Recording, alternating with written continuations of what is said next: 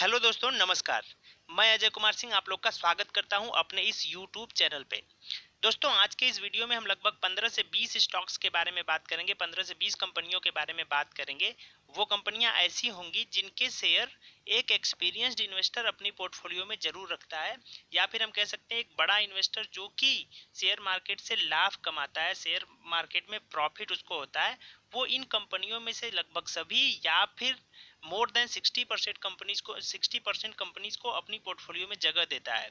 जबकि हमारे जो नए निवेशक होते हैं उनको इन कंपनियों के बारे में पता नहीं है, या फिर पता होते हुए भी वो इनकी तरफ इन्वेस्ट नहीं करते, और जिस कारण से कई बार उनको शुरुआत में बहुत लॉस की भी संभावना रहती है, बहुत लॉस होता भी है। तो चलिए दोस्तों, इन कंपनियों के बारे में देखते हैं कि कौन है वो कंपनियां। लेकिन उससे पहले मैं जरूर कहूंगा कि अभी तक अगर आपने इस चैनल को सब्सक्राइब नहीं किया है तो चैनल को सब्सक्राइब कर लें, ताकि मेरे द्वारा समय समय पर अपलोड किए गए वीडियोज आप लोगों तक आसानी से पहुंच सके। तो जैसा कि आप देख सकते हैं दोस्तों, हम अपने आज के वीडियो पे आ गए हैं, और हम शुरुआत करेंगे सबसे पहले आईटी सेक्टर की कंपनी से। तो हम सभी मैक्सिमम लोग हमारे में से जानते होंगे, नाम सुना होगा आईटी सेक्टर में इन्फोसिस कंपनी के बारे में। तो ये देखिए, इन्फोसिस कंपनी का मैंने चार्ट ओपन कर रखा है। अगर आप इन्फोसिस कंपनी का लॉन्ग टर्म चार्ट देखिए 2002 से लेके अब तक, तो कितना अप ट्रेंड है, अप ट्रेंड है। हम सभी देख पा रहे हैं कि कंपनी धीरे धीरे ग्रो ही कर रही है, और ग्रो कर रही तो ऑब्वियसली जो प्राइस पहले, अगर इसका प्राइस 2002 के आसपास हम देखें तो कंपनी मिल रही थी 56 रुपीज में, 60 रुपीज के आसपास, जो आज मिल रही है 951 रुपीज में। तो हम कह सकते हैं लगभग 15 गुना 16 गुना पैसा हुआ। इसके अलावा ये तो केवल आपकी वैल्यू बढ़ती है, तो 2002 से 18 साल में 15 गुना पैसा हो गया, ये तो एक बात। दूसरी बात, साथ ही साथ में ये कंपनी डिविडेंड बहुत देती है। अगर इसकी हिस्ट्री आपको देखनी होगी डिविडेंड कितना देती है, तो लगभग हर साल ये कंपनी 40 से 50 रुपए का डिविडेंड दे देती है अपने इन्वेस्टर्स को एक शेयर पे। तो ये एक कंपनी है जो मैक्सिमम एक एक्सपीरियंस्ड जो निवेशक है वो अपनी जिस इस कंपनी का शेयर अपने पोर्टफोलियो में जरूर रखता है। अगर इन्फोसिस की बात, आईटी सेक्टर की दूसरी कंपनी की बात करें, तो दूसरी कंपनी हमारे पास है टीसीएस। टीसीएस को भी एक एक्सपीरियंस्ड जो एक इन्वेस्टर है वो अपनी पोर्टफोलियो में जगह देता है। इन दोनों में से कोई 50-50, मतलब 5,000 अगर इन्वेस्ट करना है, 10,000 आईटी सेक्टर में इन्वेस्ट करना है तो 5,000 इन्फोसिस में कर दिया, 5,000 टीसीएस में कर दिया। इसका भी लॉन्ग टर्म चार्ट देखिए। अगर टीसीएस का भी लॉन्ग टर्म चार्ट देखेंगे तो समय के साथ ये काफ़ी बढ़ता है, और साथ ही साथ में टीसीएस और इन्फोसिस ये दो ऐसी शेयर हैं जो बहुत ज़्यादा डिविडेंड देते हैं। टीसीएस भी अपने शेयर होल्डर्स को लगभग 70 टू 100 रुपीज़ के आसपास एक शेयर पे एक साल में डिविडेंड देता है, जो कि इस चार्ट में नहीं दिखता है, वो एक्स्ट्रा पैसा होता है। अभी देखिए, कोरोना के टाइम पे ये शेयर भी बहुत नीचे आया था, लगभग 1600 रुपए के आसपास, या उससे भी नीचे आ गया था, 1500 के आसपास में, 1500 कुछ रुपए में ये मिल रहा था। और कितना गोल्डन अपॉर्चुनिटी थी, जो लोग भी उठा लिए उनके लिए अच्छी बात है। आज फिर से ये कंपनी देखिए आप 2300 के आसपास में मिल रही है। तो ये कंपनी फंडामेंटली स्ट्रांग है। समय समय पे इसमें गिरावट भी हुई है, आप कई जगह देख सकते हैं, यहाँ पे भी गिरावट हुई है। तो लेकिन ये कंपनी को समय दीजिए तो ये फिर से आपको प्रॉफिट देती है। आईटी सेक्टर में इन दो कंपनियों के अलावा एक तीसरी कंपनी है एचसीएल टेक। एचसीएल टेक्नोलॉजी को भी बहुत लोग अपनी पोर्टफोलियो में जगह देते हैं। आप भी इस पे एनालिसिस कर सकते हैं। देखिए, जिन शेयर्स का नाम मैं ले रहा हूँ, ये केवल आज डिटेल में इनके बारे में एनालिसिस नहीं करूंगा। इन कंपनियों के बारे में एनालिसिस आप करिए, क्योंकि एनालिसिस करना मैंने सिखा दिया कि किसी भी कंपनी का शेयर खरीदने से पहले किन 7-8 चीज़ों को हमें चेक करना होता है। उसका वीडियो नीचे पार्ट 1 और पार्ट 2 पड़ा हुआ है, डिस्क्रिप्शन बॉक्स में लिंक भी दे दूंगा। जिन कंपनियों का मैं ये नाम दे रहा हूँ उनको उस पैरामीटर पे आप चेक करके सेटिस्फाइड हो लीजिए। कुछ कंपनियों के परफॉर्मेंस से आप संतुष्ट होंगे, कुछ कंपनी के डेटा से आप संतुष्ट नहीं होंगे। तो कोई जरूरी नहीं कि सभी 15-20 कंपनीज आपके पोर्टफोलियो में हो, लेकिन उनमें से 4-5 कंपनी, 10 कंपनी तो जरूर आपके पोर्टफोलियो में होनी चाहिए, तभी शेयर मार्केट में आपको प्रॉफिट होगा समय के साथ। आइए दोस्तों, अब बात करते हैं बैंकिंग सेक्टर की। तो बैंकिंग सेक्टर में एक बहुत ही पॉपुलर सेक्टर है कोटक महिंद्रा बैंक।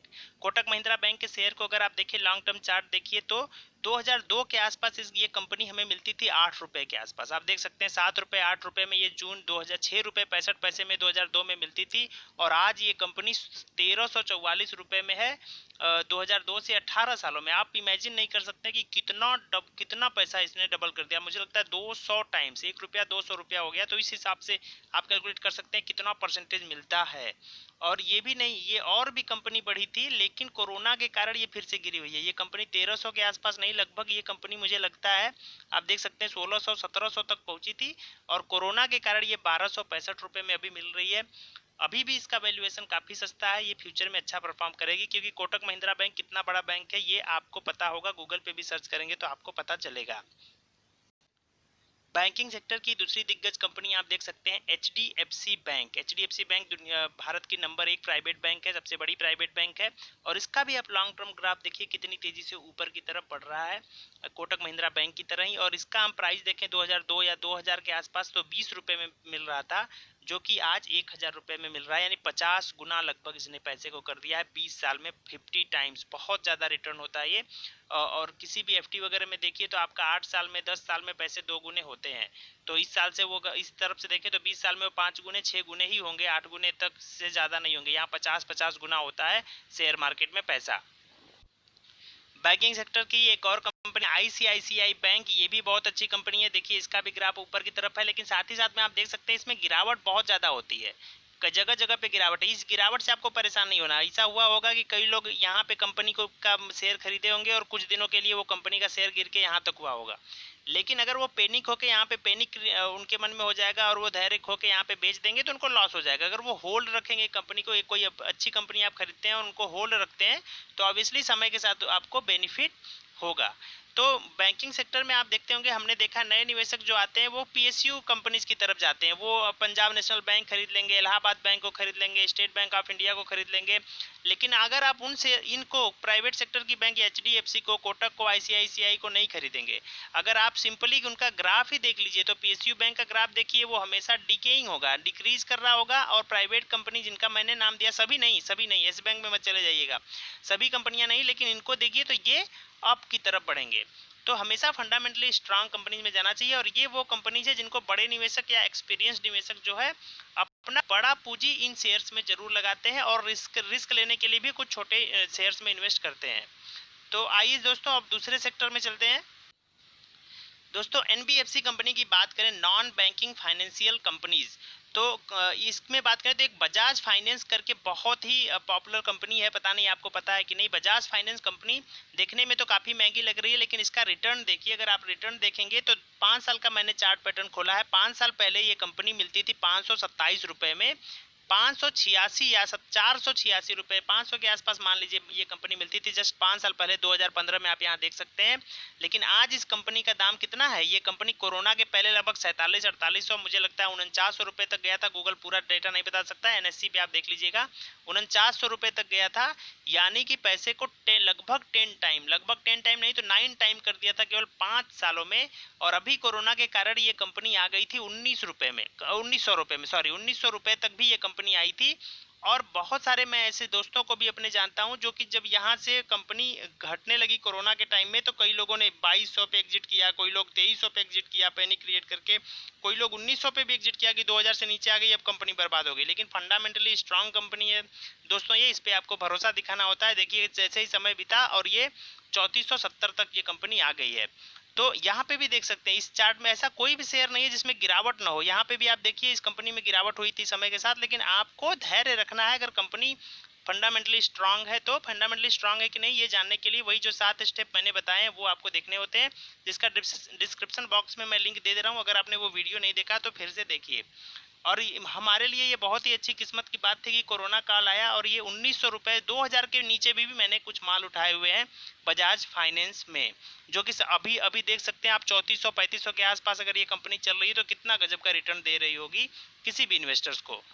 और जो लोग पहले इसमें माल उठा रखे हैं, जो लोग इसमें 4000-5000 के आसपास में माल उठा रखे हैं, यहाँ पे दोस्तों मैं बताऊंगा, जो लोग यहाँ 4000 4500 के आसपास में माल उठा रखे हैं, पहले तो इतने हाई लेवल पे नहीं उठाना चाहिए, लेकिन अगर उठा लिया कोई भी शेयर उठाइए तभी जब वो 20 अपने 52 वीक हाई से लगभग 10% डाउन हो, 10 या 10% से कम आ चुका हो, तब आप उसमें शेयर ले सकते हैं।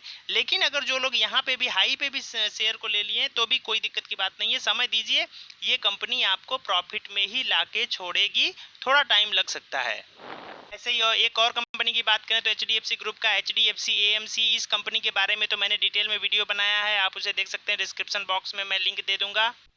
HDFC ग्रुप का एक दूसरा बैंक जिसमें जो कि HDFC दूसरी कंपनी जो कि HDFC के नाम से जानी जाती है केवल, HDFC housing development finance corporation limited, तो ये भी कंपनी बहुत अच्छी है। इसका भी लॉन्ग टर्म का अगर आप चार्ट देखना चाहें तो ये देख लीजिए कि किस तरीके से ये ग्रोइंग है, और इसी से पता चलता है किस तरीके से ग्रोइंग स्टेज में है। कोरोना के कारण अभी इसमें गिरावट हुई है और ये बढ़िया मौका है इसमें पोजीशन बनाने का। छोटी क्वांटिटी के साथ इसमें शुरुआत कर सकते हैं, क्योंकि बड़े इन्वेस्टर्स, इसके शेयर होल्डिंग पैटर्न भी अगर आप देखें तो बड़े इन्वेस्टर्स इसमें बहुत ज़्यादा हिस्सा लेके बैठे हुए हैं, जबकि रिटेल इन्वेस्टर्स इन सब शेयर से दूर हटते हैं। वीडियो लंबा ना हो दोस्तों, इसके लिए और कुछ और शेयर्स का नाम मैं जल्दी जल्दी ले रहा हूँ। अगर हम बात करें नेक्स्ट शेयर की तो डी मार्ट के बारे में भी आप जानते होंगे, बड़े बड़े शहरों में इनके स्टोर्स होते हैं, जैसे मुंबई में हो गया, दिल्ली में भी ओपन हो रहा है, कुछ और शहरों में ओपन हो रहा है। अगर 2017 से ये कंपनी लिस्ट हुई है और देख सकते हैं क्या शानदार इसका ग्राफ है अब की तरफ। 1000 से भी कम में 2017 में 1000 से भी कम में थी, जो आज 2136 रुपए के आसपास दिख रही है अभी आपको। इसके अलावा दूसरी FMCG की बहुत शानदार कंपनी HUL के प्रोडक्ट आप अगर सर्च करें एक बार गूगल पे तो आपको पता चलेगा कि आपके घर में HUL के प्रोडक्ट जरूर होंगे। और वो देखिए वो कंपनी का क्या शानदार ग्राफ है, कोई भी ऐसा घर नहीं है जिसके घर में HUL का प्रोडक्ट ना हो। आप एक बार गूगल पे सर्च करें, मैं अभी डिटेल में नहीं बताऊंगा। साथ ही साथ में FMCG की बात करिए तो आप ब्रिटानिया कंपनी हो गई, इसका भी शेयर हमारे छोटे निवेशकों के पास नहीं होता है, उनको रखना चाहिए। डाबर हो गया, ये सारी कंपनी, नेस्ले इंडिया हो गई, नेस्ले इंडिया थोड़ी महंगी है, आप नहीं ले सकते तो कोई बात नहीं। इसके अलावा अगर हम ऑटो सेक्टर्स की बात करें तो बाइक बनाने वाली बजाज ऑटो हो गई, हीरो मोटर कॉर्प हो गया, मारुति सुजुकी हो गई जिसके कार सभी लोग खरीदते हैं। तो ये सारी कंपनीज हैं जो कि बड़े इन्वेस्टर्स अपने पोर्टफोलियो में रखते हैं, जबकि नए निवेशक पता नहीं किस छोटे छोटे रिलायंस कम्युनिकेशन को रख लेंगे, रिलायंस इंफ्रास्ट्रक्चर को रख लेंगे, ऊर्जा ग्लोबल को रख लेंगे, 2-3 रुपए में मिलने वाली कंपनीज को वो अपने पोर्टफोलियो में रखते हैं, और जिस कारण से उनको लॉस होने की संभावना ज़्यादा रहती है, और साथ ही साथ में वो इंट्राडे करते रहते हैं, इस चक्कर में उनको लॉस होती है। तो दोस्तों अगर ये कंपनीज भी आप ले सकते हैं तो एक ही शेयर रखिए, कोई जरूरी नहीं कि ज़्यादा अमाउंट लगाइए।